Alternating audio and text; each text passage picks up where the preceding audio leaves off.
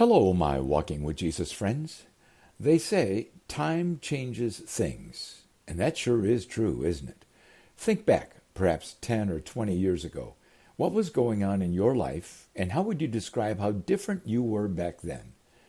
Time changes leaders, for sure, and today let's rejoin Ezra and King Artaxerxes in 458 BC to see the dramatic change 7 years of time has brought.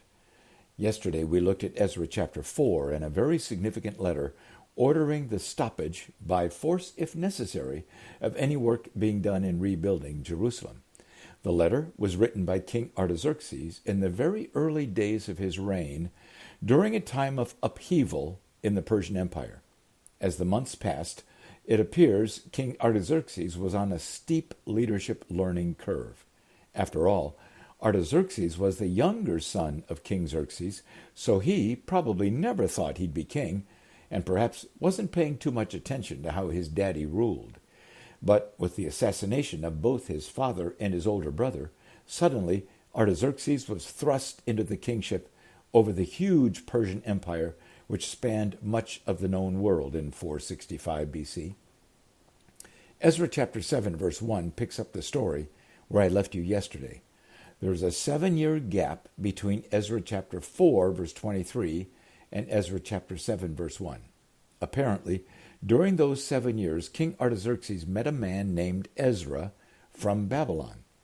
Ezra chapter 7 verse 1 to 5 describes the lineage tracing Ezra's family line all the way back to Aaron, Moses' brother. Why? It's a pedigree thing. Then as now, family lineage can be really important and bring with it privilege, honor, responsibility, and expectations.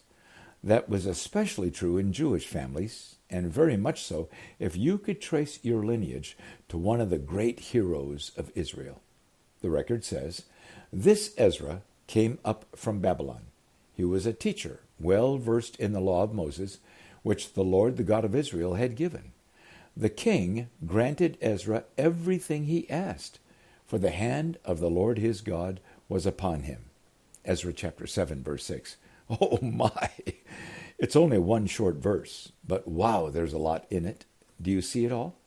First, we know the capital of the Persian kingdom was Susa, and the story of Esther had taken place in Susa, remember? Babylon was about 150 miles to the west of Susa. Babylon had been the capital of the Babylonian kingdom, and of course we've journeyed through many great Bible stories in Babylon over the past few months.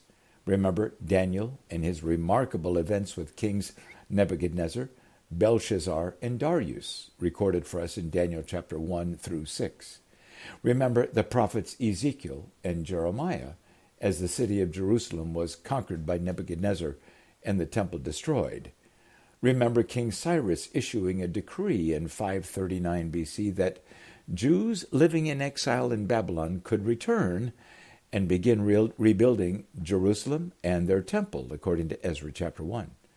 Remember the nearly 20-year pause in temple construction, and then the prophet Haggai's messages and the completion of the temple in 515 BC, according to Ezra chapter 6 and Haggai.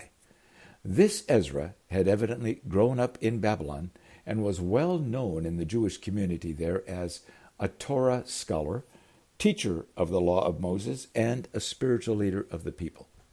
Second, somehow Ezra and King Artaxerxes had connected, even though Susa and Babylon were separated by a great distance.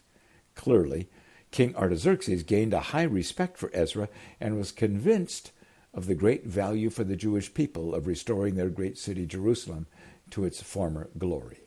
Third, it appears King Artaxerxes was so enamored with Ezra and so convinced of the importance of Ezra going to Jerusalem to personally teach the people and oversee the rebuilding of Jerusalem, that King Artaxerxes commissioned Ezra to go and granted him anything he needed for the journey and his mission.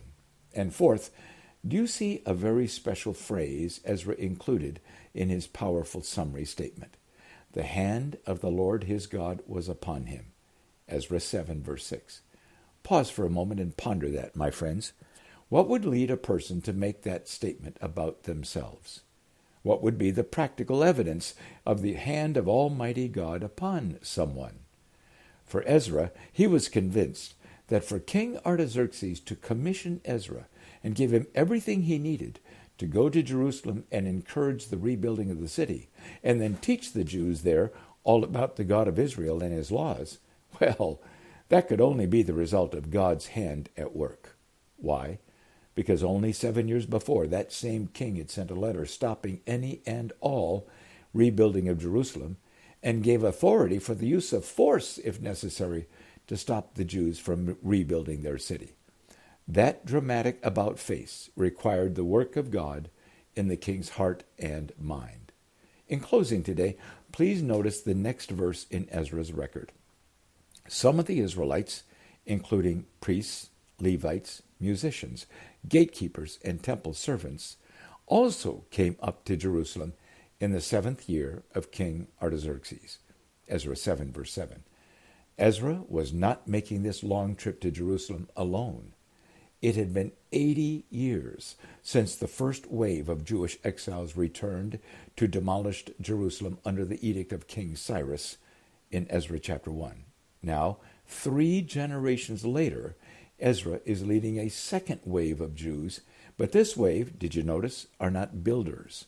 They are spiritual men and women going to stir up a spiritual revival in Jerusalem. Tomorrow we'll travel with these people and find that God does some amazing things along the way. For today, please celebrate the power of God and his ability to soften even the hardest hearts or bring light to the darkest places as he works through time to change things. Here's a song that helps us consider that, especially if you are in need of a God miracle.